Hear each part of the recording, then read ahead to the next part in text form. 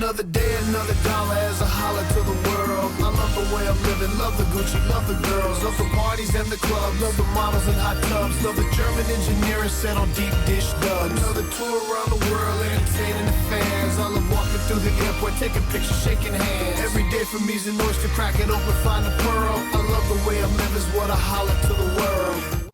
What's up, everybody? You're tuned in to Marking Out with MVP and Dwayne Swayze. He's Dwayne Swayze, I'm MVP. Where we break down the game, the stories, and the business behind pro wrestling. I'm Dwayne Swayze, and sitting right here with me is a man whose career is built on dominance. A decorated champion, a legit black belt in Brazilian Jiu-Jitsu, and a man who's left his mark in every locker room he stepped into. Sometimes good, sometimes bad. He's been in the business for 2 decades. A little over that now, yeah. And trust me, he's still schooling folks out here. MVP. What are we talking about today, Dwayne? And remember, hold on, time out. In case this is your first time tuning in to Marking Out with MVP and Dwayne Swayze, this guy is the definition of a mark. Huge wrestling fan. We've been friends for a very long time, and I've always had to deal with his questions. Hey, Pete, let me ask you about. And like I said, it just got to a point where I thought, you know what, man, that would be a good idea for a YouTube show. So take a seat, pour yourself a glass of whatever it is you enjoy, and pretend that you're sitting here with us as Dwayne Swayze asks the questions that you would ask your friend if your best friend was a professional wrestler. And for our Patreon subscribers, thank you very much. I'd like to let you know that in a very near future, we are going to start accepting questions from our Patreon team. Whatever you want to ask. And I do mean whatever you want to ask. Whatever you want to ask. And boy, we've been talking about some of the things he wants to ask where I'm like, do I want to talk about that yet? Or, you know, we'll get to that. So, all right. So for today, how do wrestlers deal with long-term injuries and the fear of losing their spot while recovering? Wow.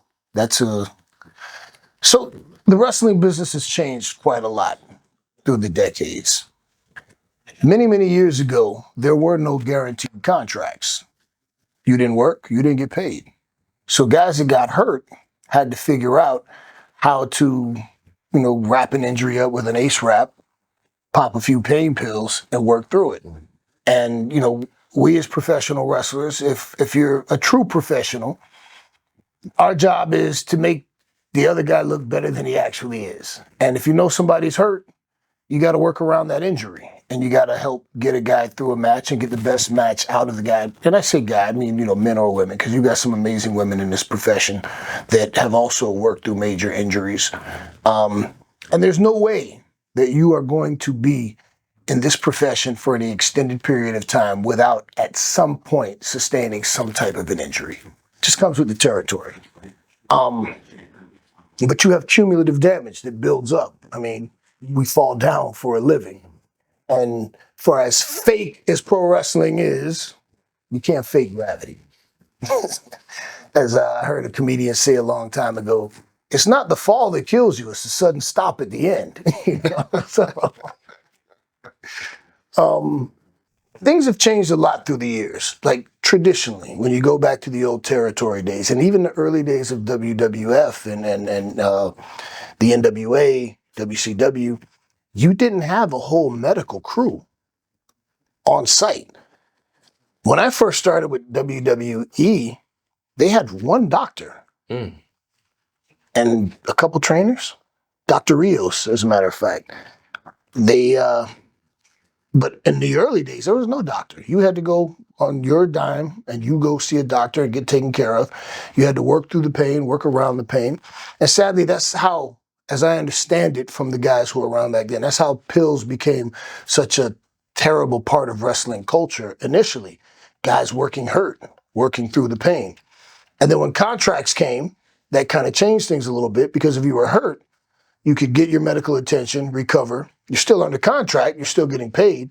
But then comes the question about losing a spot. There's been an evolution. Nowadays, if you work for AEW, if you work for WWE, there is a full medical team backstage. You have multiple doctors, multiple trainers. They have all kinds of equipment that they take from city to city. So you get the trainers to work on your, if you have a nagging injury or if you just need to get stretched or warmed up, whatever the case may be, you have trainers and doctors that are backstage taking care of you to keep you in working condition. There was a time when if guys got hurt, they didn't tell the office that they were hurt because they didn't want to lose their spot. They didn't want anybody to know they were hurt. Nowadays, you get in trouble if you don't tell that you're hurt. I remember early in my career, I had a big pay-per-view match coming up, and I had injured my groin pretty badly. And I got a big pay-per-view match. I'm not telling anybody I'm hurt. And I remember Dean Malenko was a producer, and he came up to me, and he said, "What's wrong with you?" I said, "Nothing, Dean, I'm fine." He goes, "Bullshit, don't lie to me." He said, "It's either your knee or your groin." You could tell. He had been around a long time, and he could tell by how it was moving. It's your knee or your groin. It was both. But my major injury at that point was my groin. And I said, "Yeah, man, I hurt my groin." And he was like, "Hey, man, you got to tell us. You got to let us know so we can get you treatment so you're okay." And I said, "Yeah, I don't want to get pulled from the pay-per-view." He goes, "Hey, you're not, but you got to let us know." And I'll never forget, after that, Stephanie McMahon pulled me to the side, and she said, "Hey, listen, if you're hurt, you got to let us know so we can get you the help that you need. I know you got a big pay-per-view match. I know you don't want to miss anything, but we were investing a lot in you, and we got to know that you're okay. And we will take care of you, and we will help to get you better. Don't hide your injuries from us. Tell us." And I remember feeling a little bit more comfortable with that. In terms of losing a spot, it really depends on where you're at. If you're already figured in and you're a major player, you're not losing your spot. But if you're somebody on the come up, and you're figured into an angle and you get hurt. And that's something else too nowadays. If you get hurt in the ring while you're working, you will get some of the best medical attention in the world. I know both AEW and WWE have some, access to the best surgeons, and they'll take care of your injury. They'll make sure that you get treated. When I hurt my knee at WWE, they sent me to Birmingham, and Dr. Dugas did my knee surgery. He was great. And he would call to check up on me afterwards, "Hey, how's your knee? How you feeling?" The trainers would, even before that, I remember they would take time to tape me up and, do stem on my knee. They were providing me with, PRP shots, which is like platelet something or another. I forget exactly what it was, but it would reduce the inflammation and the pain. The business has changed so much from back in the day when guys had to work through pain, pop pills, and make it happen, to where now you have a full medical staff. Now, I don't know anything about NWA now. I don't know what they have backstage. I don't know how Impact is set up these days. I'm not sure. But I do know AEW and WWE both have doctors, more than one, multiple trainers, and medical on site. If you get hurt while you're working, you're going to get taken care of right away. And if you have a nagging long-term injury, it used to be you didn't want to tell anybody you were hurt because you didn't want that time off. Now you can say, "Hey man, I got this neck, this back, whatever, it's killing me." Then they'll tell you, "Take time off and get it treated. Let's send you to the doctor. Let's get the MRI. Let's get the x-ray, whatever. Let's find out what's wrong so we can get you the treatment you need so you can come back full and healthy." Disclosing the groin injury, did it change the pay-per-view match at all? As a matter of fact, what they did, the doctor checked me out and they ordered these special compression shorts for me that help, with the groin injury. And I wore those for a long time afterwards because the groin injury, it wasn't getting any better with me working all the time. And, I'm always throwing the big high boots, stretching out. So, no, it didn't take me off the pay-per-view. It changed how I worked because there were just certain things I couldn't do, or stupidly, some things I would still do and just suck up the pain, But at the end of the day, I didn't lose my spot, and I wasn't bumped off the pay-per-view, and I didn't have to get surgery, so I was lucky. But the business and how wrestlers are treated now with their injuries versus how it was even 20 years ago is very different. So another kind of follow-up question to that. Going into Impact, you mentioned Impact. rumor has it on the interwebs that you were going to be the champion, and you had an injury, and that then changed the storyline to Bobby winning the championship. So how did all that work? So I was slated to win the Impact Heavyweight Championship. I went over to the UK to do an indie loop, and the craziest thing in the world, it was a tag match. I hit the ropes and I was running, and my knee just went out. I didn't do anything. Nobody did anything to me. It was the weirdest thing ever. I just felt my knee go out. It just hurt and wasn't working. And I fell, I rolled out to the floor, and I tried to get up, and I couldn't stand. And I was like, oh man, I'm hurt. Like, no, I'm not hurt, I'm injured. Like, I couldn't walk. And I told the ref, hey, tell the boys I gotta call an audible. Tell the boys, it's kicking in.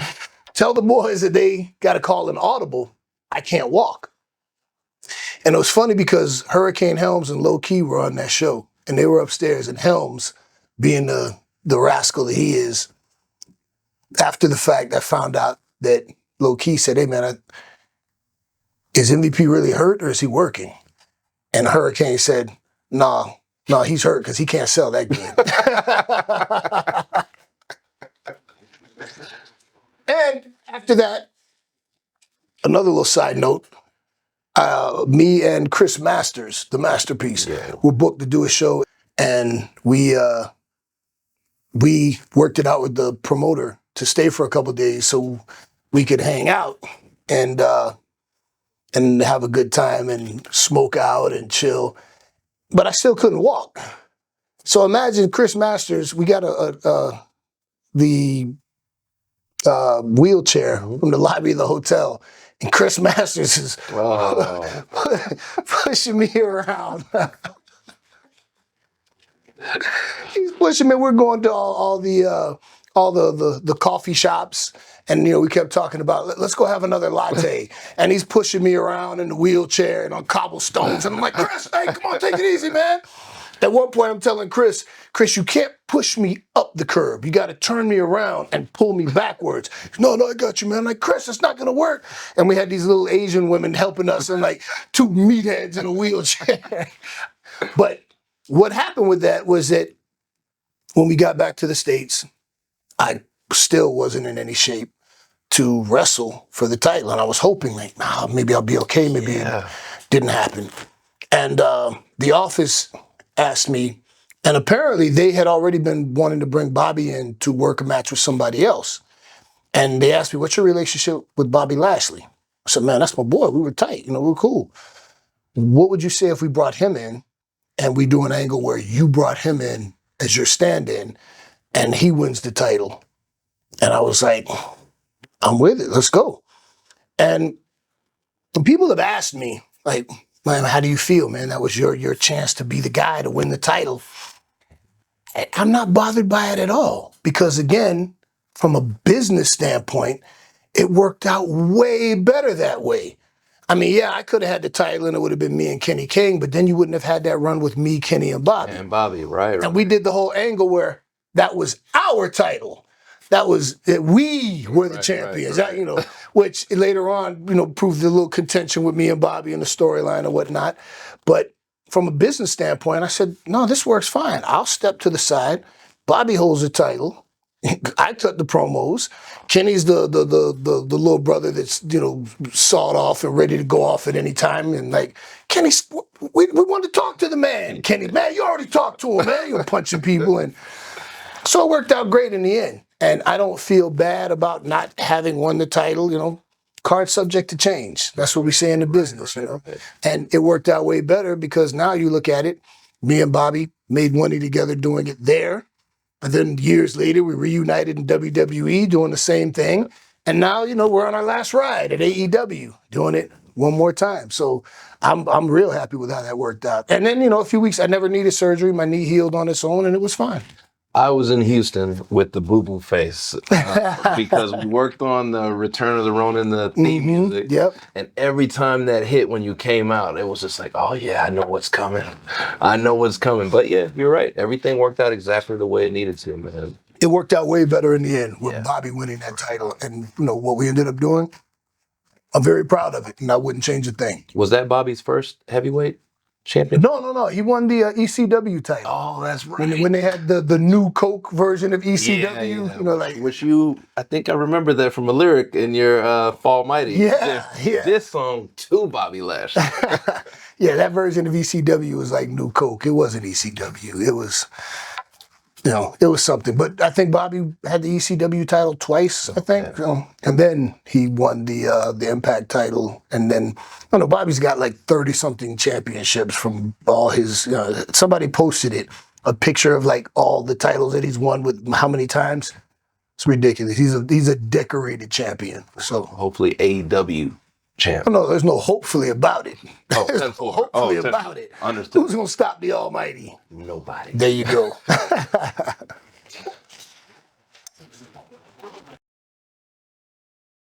What's the financial reality of being a wrestler? Are most wrestlers making good money, or is it only, the top stars?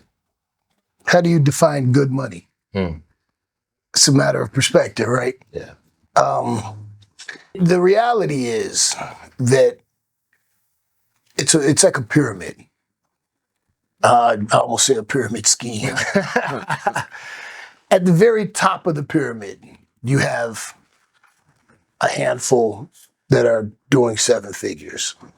And then the next level of the pyramid, which is a little bit larger, you have your people that are making, 5, 6, 7, 8, But the base of that pyramid, the overwhelming majority of professional wrestlers are making 6 figures. But 6 figures isn't quite what you think it is when you figure that most of the pro wrestlers, the way the business is structured, have to pay their road expenses. So like AEW is set up differently because AEW flies you out. They put you up at the hotel, I guess because of Tony Khan's ownership and, the Jaguars and Fulham, I guess maybe has a concept of the team hotel. So no one's paying for hotel. They have a shuttle that takes you from the hotel to the building and back, and then you have a flight home. All that's paid for by AEW. The only thing you have to pay for is your meal, your dinner, and they have catering at the building, which is, top flight catering, so you can eat well. And you can take to-go food. So it really costs you nothing. WWE, I don't know how they do things now. I haven't been there in a while. I haven't heard that it's changed, but they will fly you. If there are live events, then they will fly you to the first city. Because usually there's a couple of live events and then TV. And it's a loop. We call it the loop. They'll fly you out to the first one. But you're responsible for your rental car. You gotta rent a car. Sometimes guys will ride together to share the expense. You're responsible for your hotel in between cities. And then when you get to TV, after that last night, the next day, your flight from the final city home, they pay for. So in between, you got to pay for your rental car, you got to pay for your hotel, you got to pay for your meals, you got to pay for your gym fees. All that comes out of your 6 figures. So on the surface, you say, hey, man, somebody's making $300,000 a year, but you're spending about $100,000, give or take, to do your job. To do your job, right. And you still go, hey, man, but you're still making $200,000 a year. I think what's the average, income in America, 48 grand or something like that. It's still really good money to do what you love. But in the grand scheme of things, when you think about the time that you're away from home, time away from your family, time away from your children, the wear and tear on your body, yeah, it's good money, but it's not the money that they're not rich. Now, the flip side of that is with AEW coming on board and with the whole business changing with streaming rights and everything, wrestlers are making way more money now than they've ever made in the history of the business, I think. More wrestlers are making more money. And is it the same for men and women? Women are definitely making more money today than they've made in the past because women have always been treated so unfairly in pro wrestling. For years, you had the stupid bra and panty matches and evening gown matches and stupid things like that they didn't, a lot of the time with certain promotions, WWE, they didn't care about how good a woman can wrestle. That meant nothing to them. It was just the eye candy aspect. But, and I want to take this moment right here to shout out Gail Kim, who I think is one of the most underrated women wrestlers of her time, because most of her career was spent at Impact, where she didn't have the audience that she would have had at WWE. But, before you had Sasha Banks and Bayley headlining the Barclays, you had, gosh, man, I feel bad. I can't think of her name now. My memory. So Taryn Terrell and Gail Kim killing it in the knockouts division at Impact. You had Awesome Kong. You had women over at Impact. They were taking women's wrestling seriously and allowing women to wrestle. WWE came on that a little bit later, because you had, when Trish first started, Trish wasn't very good. You had Molly out there working with Trish. Molly Holly, who's an amazing wrestler. Getting Trish up to the point where she became the legendary women's wrestler that she was. I remember watching, some of those first matches where she was learning. You had Lita, Amy, who was out there doing it for the women. Mickie, you had, you had some of these women that were out there putting that time in, showing that, hey, we can wrestle if you will let us and give us time. And I remember one day me and Mickie were talking about money and her best year. And I'm not going to put her financial business out there, but for the work that she was doing and for how much she was on the road, she was paid considerably less than her male counterparts. Now, she was making a comfortable six figures, but she wasn't making as much as some of the guys who were beneath her on the card. Sadly, pro wrestling has always been a place where misogyny has just been part of it. The whole industry has made huge strides over the last decade or so, and it's gotten much better. But, sadly, for a long time, women weren't able to get compensated on par with the men. But the reality is, if you are working for a major promotion, and, I'm not throwing shots at anybody, but, and I want to say this too, for you indie wrestlers, don't be so hyped on being signed. I've seen this thing where I'm a signed talent. I'm signed. If you sign a contract to wrestle for a company and you still got to have a full-time job, you ain't signed to shit. If you got a contract where you're making a few $100s a month and you are financially obligated to this company, don't brag about being signed, because you're not signed to a contract that's allowing you to live as a wrestler. You still got to supplement your income working at the gym or whatever the case is. And the problem with that too is, when you're on the come up, you're still trying to figure out where you're at. You don't have any leverage. So if somebody offers you an opportunity to wrestle for a company and they say, we want to sign you to a contract. If you don't sign this, we're not going to use you anymore. Well, what do?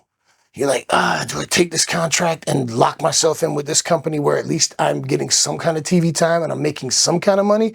Or do I say, nah, I'm not doing that, and now I'm not on TV anywhere, and I'm just back to, It's a tough spot to be in.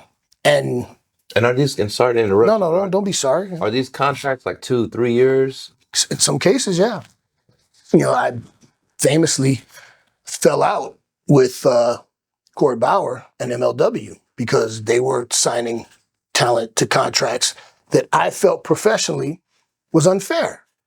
And Brody King, who's now with AEW, he came to me and asked me, hey, man, they want me to sign this contract. And I said, I can't in good conscience tell you to sign that contract because I don't think it's fair. If you sign that contract, because I remember telling Court, give these guys a 90-day out because it won't mess up your TV. You have 90 days to do whatever storyline you want to get these people out, have them lose on their way out, whatever. But if NXT comes along and gives them an opportunity to make life-changing money, you're going to make them stay with you for 2 or 3 years for a few $100 a month? Where, they're not a full-time, they're not making a living as a wrestler. And, he and I fell out about that. And I just, I remember to this day, me and Brody are real tight because he was like, hey, dude, thanks for being real with me on that. I just couldn't, in good conscience, tell him to sign that. But I understand the predicament that you're in, because if you don't have any leverage, what are you going to do? You know, you're like, and that's a painful choice to make. But at the end of the day, if you do get to that point where you're on TV on the regular and you come up, well, yeah, you can get to that point where you're making $500,000, you know, 6, 7, 800K, you know. And if you can do that for 5, 6, 7, 8 years, and you're smart with your money, you invest it, you don't live beyond your means, and you can have a wonderful life. But everybody doesn't get that. Everybody doesn't get to be a millionaire and be the top guy and get the pay-per-view money, you know. So that's the reality of being a pro wrestler. And I'm very fortunate because I've been a pro wrestler for 20 years, a little longer than that now. I've had no other job but pro wrestling. And I'm very, very fortunate that at this stage, I'm still on TV and still relevant. So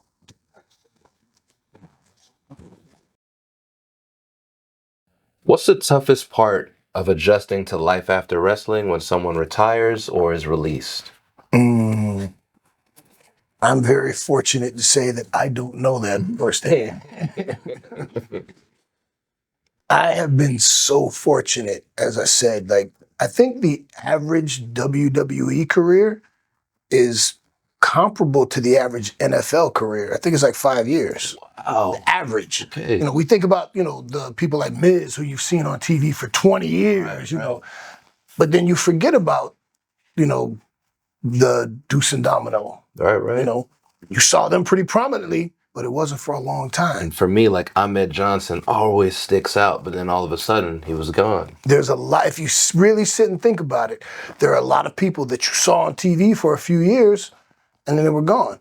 And a lot of the time, if you've had that television time, you can work the indies for a while and still get good money working the indies, and you know, that works. But then after a while, that kind of runs out, you know, because, you know, they'll start right off the TV, you get hot money because you're right off of TV. Everybody wants to see you. But after you've been around the indies for a little while, that money starts to go down and promoters aren't offering you right off of TV money anymore. And life kicks in. You know, if you're a single guy and, you know, you're a wrestler and you're, you know, you don't have all those expenses, but you got a wife, you got some kids, there comes a point for a lot of people where wrestling's not paying the bills anymore. And you got to get another gig. And I have friends and, you know, former colleagues that are in that position now where they were huge stars. And after TV, you know, they worked the indies for a while and they were able to do it. And then little by little, things just kind of transitioned to a point where they're not a wrestling TV star anymore. You know, a lot of guys I know are car salesmen, you know, a lot of different gigs, man. You know, you do what you got to do. You know, I know Charlie Haas is doing well for himself these days, selling medical equipment. You know, but I think he still takes some indie bookings here and there. And I think, you know, some wrestlers will still take some indie bookings here and there for some extra money, you know, but it can't interfere with the job, you know. Right. And I, from what I understand, because like I said, I've been fortunate. Since from the time I left WWE, I worked in Japan. I took a year off from Japan. I took a year off from wrestling and started jiu-jitsu. And then I went to Impact. And then I left Impact under terrible circumstances, like some real bullshit with management. One person in particular. And then I was working the indies. But I was so fortunate that I had so much TV time and impactful TV time that I worked the indies for years. And I stayed booked. And, you know, I would go work the indies. I would work my merch table, sell my 8x10s and my photo shops and my photo ops. And I had an opportunity to work a couple of those conventions with you, so that was pretty neat to see. And your line was always packed. The table was always mad busy. But the reality is it's not always that way. You know, there are some smaller indie shows where, you know, there are some indie shows where I make more money at the table than I do my booking fee. And at the time, I think, you know, right off of TV, I was booking for like $4,000. But over time, that price goes down, and you can tell by your demand, you know. So you get to a point where I personally never booked myself at less than $1,000. And I'd have promoters that would try to, well, what if I give you 3 dates at $750? No, because promoters talk. And once you get to me, my $1,000 was a cutoff, my minimum. Sometimes I'd be at a show, and yeah, my table would be great, and I'd make more money than my booking fee.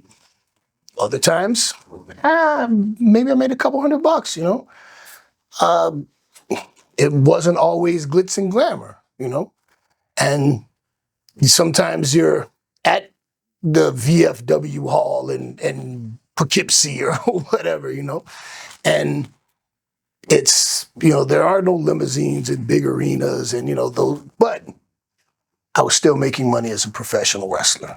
I was still my own boss, still doing what I wanted to do. You know, I'm working a Friday and a Saturday or maybe a Saturday. And then sometimes it was just a Sunday. And then there were sometimes I might have just 2 bookings for that whole month, you know.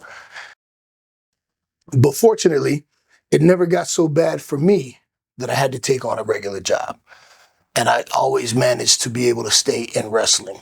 And then famously, you know, that comeback at the Royal Rumble led to this whole new chapter where I was able to get back on TV and get back in, you know, the Hurt business, and then, you know, now the Hurt Syndicate. So First time we ever saw Brock dance. yeah, right. Oh man, Brock's a great guy. No, that's another story for another question. But the reality is, everybody doesn't get rich and famous. Everybody doesn't become a millionaire. Lots of people, due to financial literacy, make a lot of money and spend a lot of money. Especially when you come from a place where you were broke, no one ever taught you what to do with money. And you get money, and right away you want to buy the cars and the jewelry and the clothes and the trips, and you don't plan for the future because some people think it's gonna last forever. I'm gonna be like The Miz and be on TV for 20 years. The average is 5 years. Most people don't get that luxury. And I gotta imagine, talking to some of my friends, that it's pretty heartbreaking when you watch TV and you see people that you worked with and you know that they're still making high 6 figures, you know, some low 7, and you're back punching the time clock, you know. It's depressing. Some guys really go to pieces. Some people don't handle it well. Some, you know, they take the adage, don't be sad because it's over. Be happy because it happened. Because it happened. You know? I know. And, you know, they appreciate the fact that, hey, I was there. And you can say whatever you want. Oh, you're a has-been. You're washed up. Bitch, you would never were. You know, I walked down the aisle. There are action figures of me, you know, and you're no one knows who you are. You're talking shit about, you know, I always trip about people that, oh, they're washed up, a one-hit wonder. You never had a hit. You know what it takes to have a hit? You know, to talk shit about somebody's a one-hit wonder. And usually those one-hit wonders are still eating all these years later after that one hit.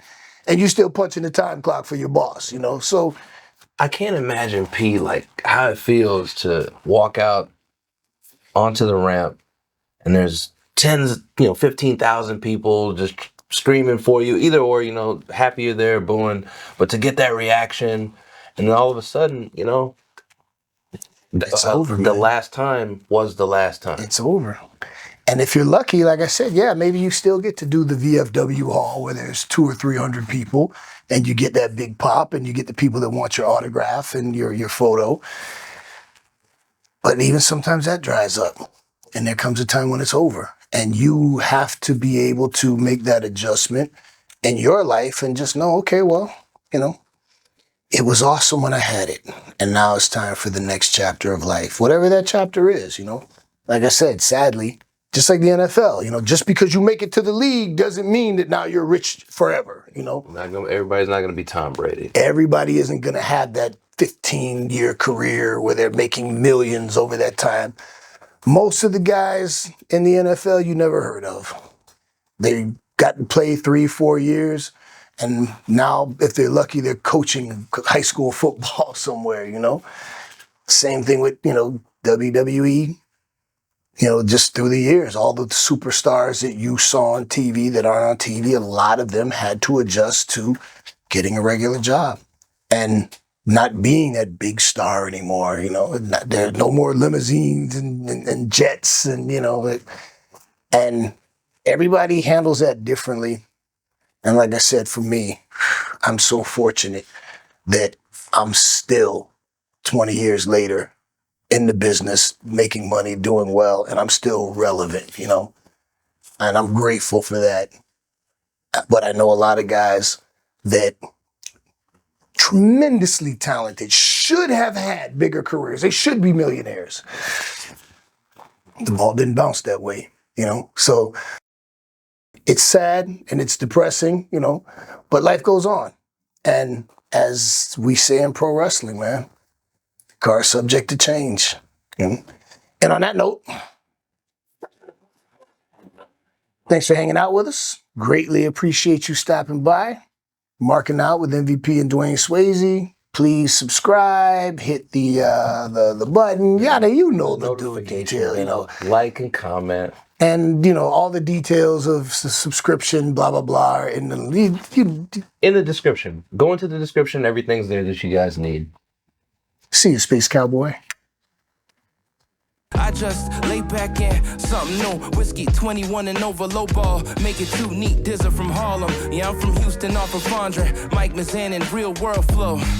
Plant these seeds in the streets and in weeks, watch it blossom. Dark night, riding on chrome, swinging through Gotham. It's me and Pete, repaving these roads. I feel like Cody. Shot a fiend the 8th, I heard his yell Kobe. I reserved the right, you get what you deserve. Enjoy this full circle moment as the turntables turn. Sharing pies call ace every time we serve. You fight or flight, bout to spike, hands off, still touching nerves. Y'all got the gall. I'm running this route without the ball.